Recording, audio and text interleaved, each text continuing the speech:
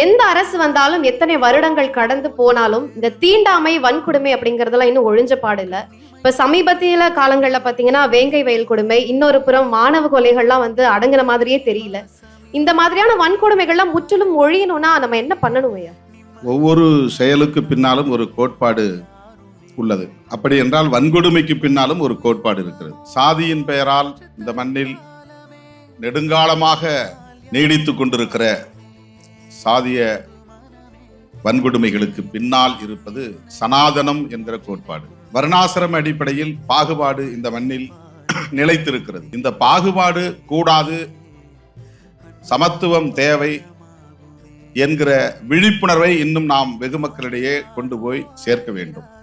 அந்த விழிப்புணர்வு இன்னும் குறைவாக இருக்கிறது, போதிய அளவில் மக்களை போய் சேரவில்லை என்பதுதான் வேங்கை வயலில் குடிநீரில் மனித கழிவை கலக்கிற கொடுமை என்பதை நாம் புரிந்து கொள்ள வேண்டும். பாகுபாடு என்பது ஆணுக்கும் பெண்ணுக்கும் இடையிலும் கூட பாகுபாடு இருக்கிறது. Gender discrimination. சாதியின் பெயரால் பாகுபாடு இருக்கிறது, காஸ்ட் டிஸ்கிரிமினேஷன். இந்த டிஸ்கிரிமினேஷன் என்பதை நாம் என்றைக்கு எதிர்க்க வேண்டும் என்கிற உணர்வை பெறுகிறோமோ அதுதான் சமத்துவ விழிப்புணர்வு.